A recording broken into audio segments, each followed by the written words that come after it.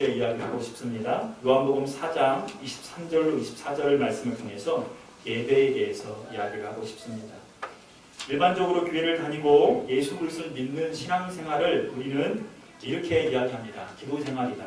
왜냐하면 신앙생활을 잘 살펴보면 기도생활이 매우 많은 부분을 차지하고 있기 때문에 기도생활이라고 해도 틀리지 않기 때문이에요. 특별히 예수님의 삶을 돌아보면 예수님의 삶도 기도의 삶이었습니다. 그래서 예수를 따르는 삶, 신앙생활은 기도생활이구나 라고 이야기할 수가 있다는 거죠. 이에 발맞추어 신앙생활은 또 무엇이라고 말할 수가 있냐면 저는 이렇게 이야기하고 싶습니다. 예배생활이다. 그도 그럴 것이 예수를 믿고 교회를 처음 나오거나 아니 예수를 아직 안 믿고 교회를 나와도 처음 시작하는 것이 뭐냐면 바로 예배입니다. 우리 교회도 예배가 얼마나 많은지 모릅니다. 주일날 1부, 2부, 3부, 5부, 또 오후 예배, 또 수요 예배, 금요 예배, 새벽 1, 월, 화, 수 계속 예배가 있어요. 이 예배가 그렇게 많이 있는 것입니다. 그래서 예배가 왜 이렇게 교회에 많을까? 그리고 왜 그렇게 예배를 많이 드려야 되나? 저는 교회의 본질이 가장 중요한 예배가 있기 때문에 그 예배가 그렇게 중요하다고 오늘 말씀을 드리고 싶은 거예요. 일찍이 하나님께서 우리를 창조하실 때 하나님은 우리의 영광, 바로 하나님의 영광을 위하여 우리를 창조하셨습니다. 특별히 하나님의 영광을 가장 탁월하게 나타날 수 있는 게 바로 무엇이냐면 예배입니다. 그렇게 쉽게 말하면 하나님을 예배하기 위해서 우리는 참된 자들이다 이렇게 말을 해도 틀리지 않다는 거예요. 하나님께서 이스라엘 민족을 출애굽을 시키셔서 광야교회로 만드셨어요. 그 이유도 바로 그들을 통하여서 하나님이 영광을 받으시기 위한 것인데 바로 그들이 하나님께 예배 드리라고 출애굽을 시키는 것입니다. 물론 구속사적인 의미 가운데 모든 것이 진행되지만 그 구속의 의미도 예배입니다. 자, 하나님의 영광이 큰 예배 출애굽기 3장 12절 말씀을 한번 찾아보면 다음과 같이 우리에게 증언해주고 있습니다. 읽어봅시다. 여기서 우리가 집중해야 될 것이 뭐냐면 섬긴다라는 말이에요. 읽어봅시다. 시작. 하나님이 이르시되 내가 반드시 너와 함께 있으리라. 내가 그 백성을 애굽에서 인도하여 낸 후에 너희가 이 산에서 하나님을 섬기리니 이것이 내가 너를 보내신 거니라. 아멘. 그러니까 이스라엘 민족을 구원하기 위해서 영도자 모세를 보냈는데 그들을 구원해낸 이유가 뭐냐면 시내 산으로 와가지고 누구를 섬기라고? 하나님을 섬기라고. 바로 그 목적 때문에 내가 너를 보냈다는 거예요. 여러분 우리가 집중해야 될 이 부분, 섬긴다, 이 부분이 예배드린다라는 거예요. 자, 그리고 더 나아가 3장 18절, 출애굽기 3장 18절을 봐도 동일합니다. 자, 같이 읽어봅니다. 시작. 그들이 내 말을 들으리니 너는 그들의 장로들과 함께 애굽 왕에게 이르기를 히브리 사람이 하나님 여호와께서 우리에게 임하셨은즉 우리가 우리 하나님 여호와께 제사를 드리려 하오니 사흘쯤 광야로 가도록 허락하소서 하라. 그러니까 지금 모세와 아론이 바로에게 가가지고 하나님의 말씀을 증거하는데 목적이 뭐예요? 보내달라. 뭐 하기 위해서? 하나님을 예배하기 위해서 우리를 보내좀 달라. 그렇게 이야기하고 있는 것입니다. 그러니까 예배가 그렇게 중요하고 하나님은 예배를 그렇게 뭐하고 있어요? 갈망하고 있는 거예요. 자, 그렇다면 예배가 무엇이기에 대체 이렇게 예배를 강조하고 또 말하고 있는 것일까요? 여러분, 예배는 정의를 이렇게 낼 수가 있습니다. 한번 따라서 해보겠습니다. 엎드려 절한다. 섬긴다. 경배한다. 찬양한다. 마스크를 벗지 마세요. 계속 쓰고 계시고요.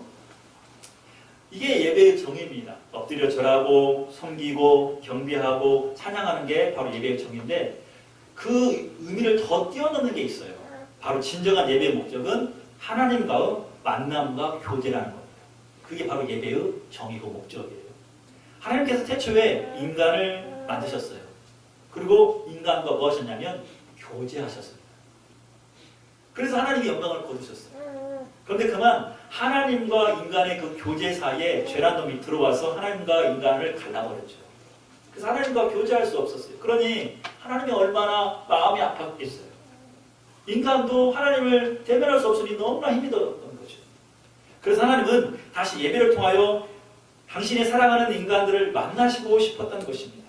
우리는 일반적으로 예배를 통하여 하나님께서 우리에게 내려주시는 것을 우리가 받고 그리고 믿음으로 우리가 반응하는 부분이 있습니다. 그래서 기독교 예배와 이방 종교 예배가 다른 것이 있어요. 기독교의 예배는 여러분 하나님이 먼저 우리에게 축복하시고 은혜를 주시는 게 바로 기독교의 예배고 제사입니다. 그런데 이방 종교가 드리는 것은 달라요.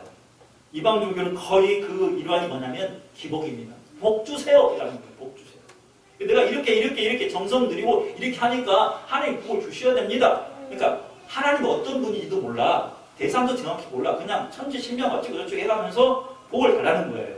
그게 이방 종교의 일환입니다. 기복에 대한 것. 그러나 기독교는 그렇지 않아요. 하나님이 우리에게 창세기를 읽어보면 창조하시고 복을 주시는데 특별히 예배 가운데 세 가지를 주시는데 첫 번째가 뭐냐면 용서를 주십니다. 두 번째는 은혜를 주시고 세 번째는 축복을 주셔요. 그게 예배 가운데 하늘로부터 하나님이 우리에게 내려주시는 바로 예배의 요소이죠. 용서와 은혜와 축복을 내려주신다는 거예요. 그렇다면 하나님의 용서, 은혜, 축복을 받은 우리는 어떻게 반응을 해야 되냐? 바로 또 세 가지를 올려드리는데 그게 뭐냐면 찬송을 올려드리고 기도를 올려드리고 또 영광을 올려드리는데 또 예물을 하나님께 올려드리는 것입니다. 이게 바로 주시는 것과 올려드리는 예배의 올바른 성립이 되는 것입니다. 그러나 무엇보다도 구약의 예배 가운데 우리가 이것을 좀 더 적용해 볼 수 있어요. 구약의 예배는 항상 하나님께 예배를 드리려면 제물이라는 것을 가지고 왔습니다.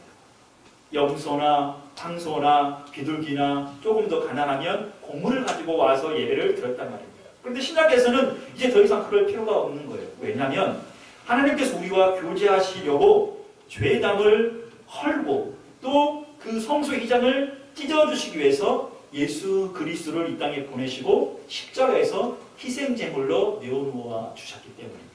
할렐루야. 그래서 예수 그리스도께서 우리를 위하여 십자가에서 대신 제물되어 죽으심으로 말미암아 죄의 담이 허물어지고 성소의 휘장이 쫙 가둬서 위에서부터 아래로 찢어졌어요. 그래서 하나님을 이제 다음 대에 가서 만날 수가 있게 된 것입니다.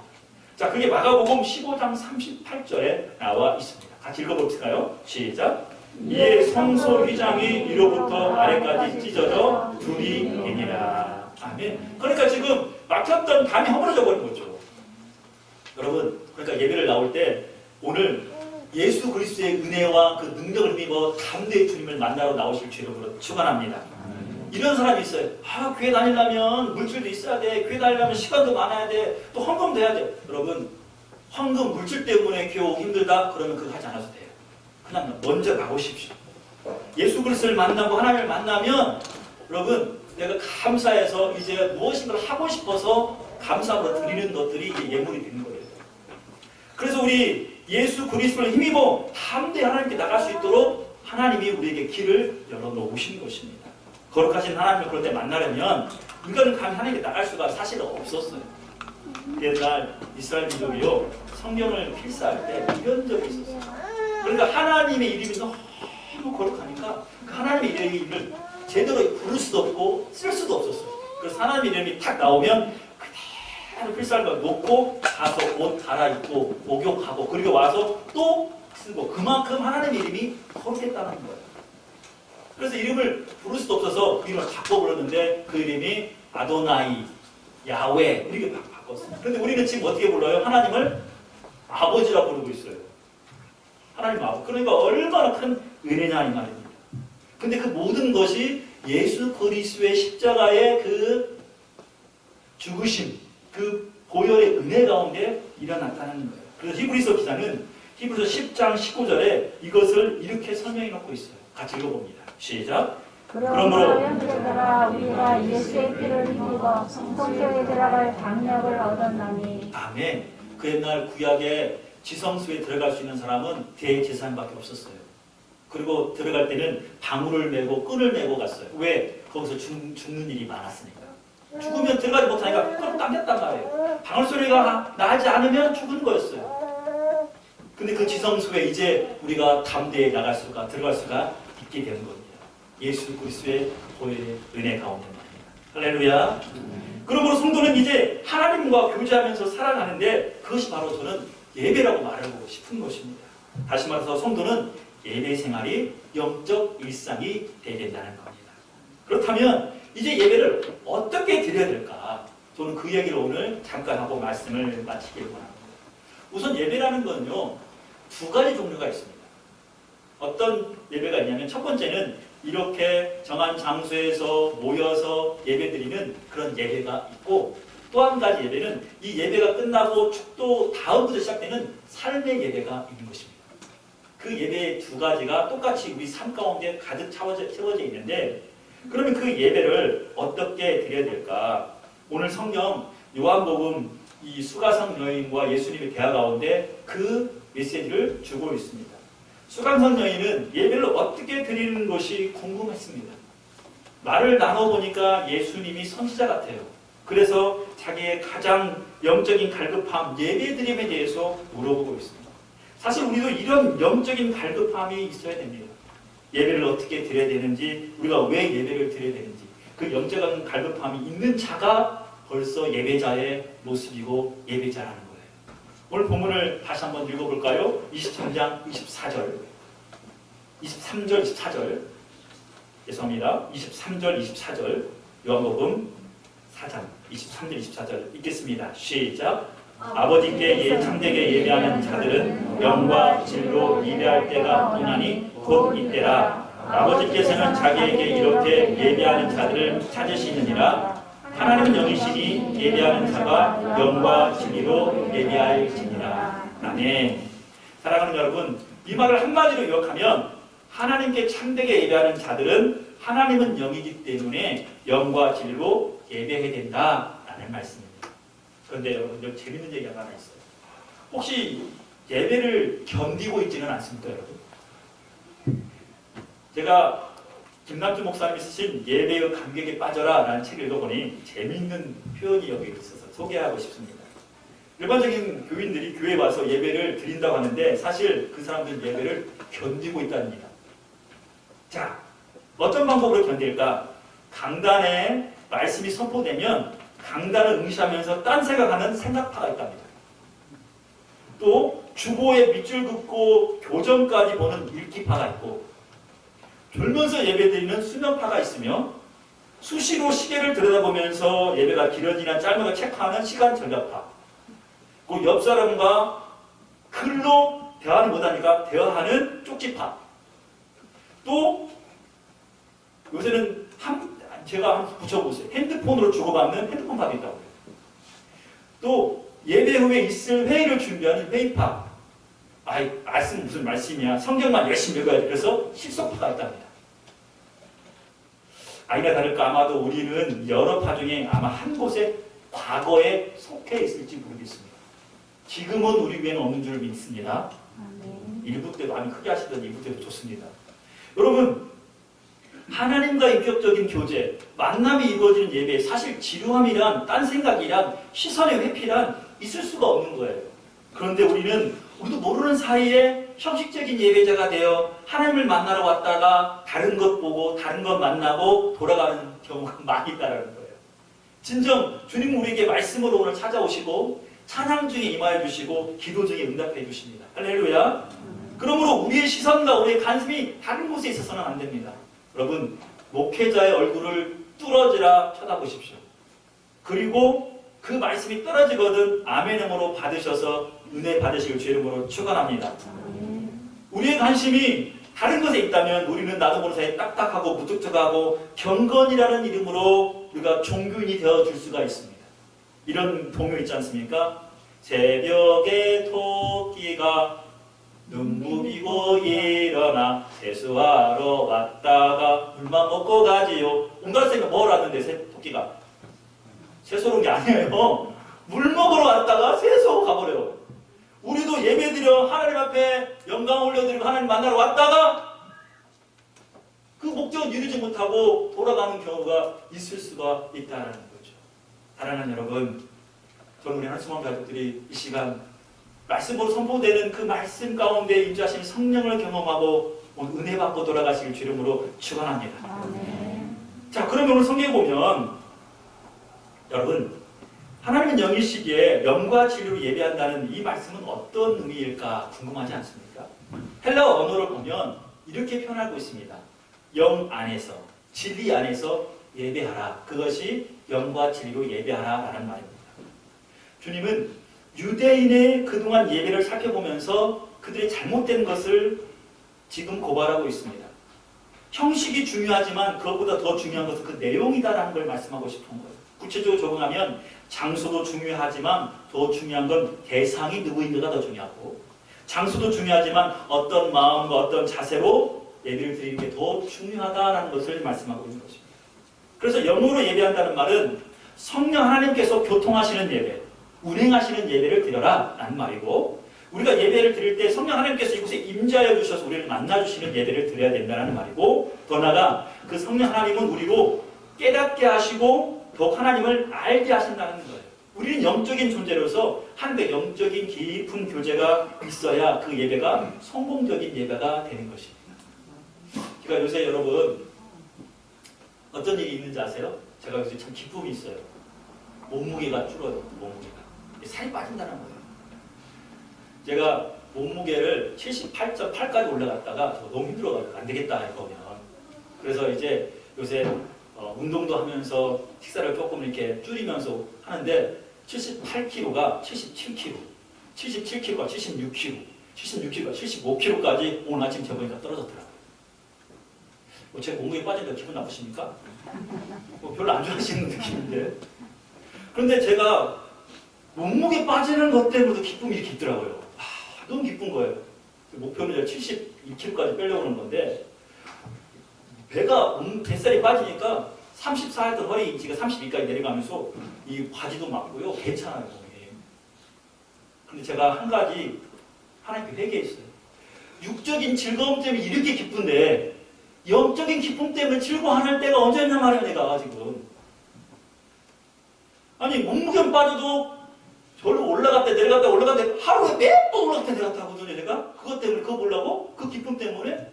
근데 여러분 하나님 만나고 성경 읽고 예배하고 기도하면서 그 영적인 기쁨으로는 기뻐하지 않고 있는 나의 모습을 보면서 제가 부끄럽더라고요. 오늘 이 시간 예배드리는 한순간에 가면 여러분 육적인 즐거움도 이렇게 즐거움을 주는데 예수 그리스도를 만나 영적인 기쁨으로 충만하시길 주름으로 축원합니다. 그리고 진로 안에서 예배드린다는 말은 바로 성실과 정직함으로 우리의 대상이신 하나님께 예배하라는 거예요. 그리고 더 나아가 인간의 도덕적인 지식이 아니라 하나님의 진리의 말씀이 있는 예배, 하나님 계시의 말씀이 선포되는 그 예배, 그 말씀이 중심이 되는 예배, 그 말씀이 근거가 되는 예배, 그것을 드려야 된다가 바로 진리 안에서 예배하라는 말입니다. 오늘 이 시간 진리의 말씀이 여러분 선포될 때 성령께서 그 진리의 말씀을 깨닫게 하시고 여러분에게 영적인 기쁨이 충만하시길 주의 이름으로 다시 한번 축원합니다.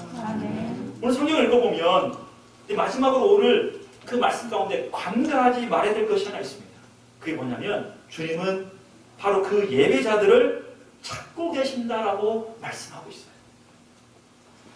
상처받고 힘들고 어려운 사람들은 하나님께서 그들을 찾아오십니다. 그리고 위로하여 주시고 뿐만 아니라 문제를 해결해 주신 것을 볼 수 있습니다. 그러나 무엇보다 그들의 마음 안에 하나님을 향한 갈망이 있었다는 사실에 우리는 집중해야 됩니다. 심령이 가난한 것이 무엇입니까? 하나님을 갈망한다는 거예요. 하나님을 향한 우리의 마음이 있는 자들은 모두 이미 예배자입니다. 그런 하나님의 결핍과 하나님의 은혜가 저에게 필요합니다라는 것을 인정하는 그런 사람들이 하나님을 찾으시는 바로 그 예배자라는 거예요. 오늘 그 사람을 하나님이 오늘도 찾고 있는 것이죠. 여러분 인정하십시오. 어떻게요? 무엇을요? 하나님 저는 하나님 없이는 살 수 없습니다. 하나님의 은혜가 부어지지 않으면 저는 1분 1초도 살아갈 수 없는 존재입니다. 그러므로 하나님 만나 주십시오 라고 고백하는 저와 여러분이 되었으면 좋겠습니다. 말씀을 마칩니다. 여러분 우리는 예배를 떠나서는 살 수가 없습니다. 다시 말하면 하나님을 떠나서는 하나님과 교제를 하지 않고서는 살 수가 없는 존재들입니다. 우리는 그렇게 만들어졌고 우리는 그런 존재들이에요. 그래서 우리는 예배가 삶이 되어야 됩니다. 다시 말하면 하나님과 매일 동행하고 그분을 만남으로 우리의 삶이 풍성해지고 행복해져야 된다는 거죠. 소도에 말씀드렸던 것처럼 통장에 물질만 쌓여도 기쁨이 있고 아니, 저처럼 뱃살이 줄어가고 몸무게만 빠져도 이렇게 즐거움이 있는데 영적으로 하나님을 만나고 하나님을 더욱더 알아가고 하나님 나에게 동행해 주신 걸 매일매일 경험할 때 얼마나 큰 기쁨과 풍성한 은혜가 있지 않겠습니까? 바로 그 만남이 예배의 자리라는 거예요. 오늘 예배가 끝나고 나면 다시 이제 삶의 예배가 시작됩니다. 이건 우리 모든 삶의 영역에 하나님이 동행하실 것입니다. 하나님이 간섭해 주실 것입니다. 그리고 그 하나님을 찾는 그 사람을 오늘도 찾고 있는데 바로 그 사람이 바로 오늘 나와 예배하는 여러분들이 다 되는 은혜가 있기를 주 이름으로 축원합니다. 여자를 향하여 축복합시다. 당신이 하나님이 찾으시는 예배자입니다. 하나님을 찾으시는 예배자이십니다. 그래서 우리 함께 이 말씀을 붙들고 찬양하도록 하겠습니다.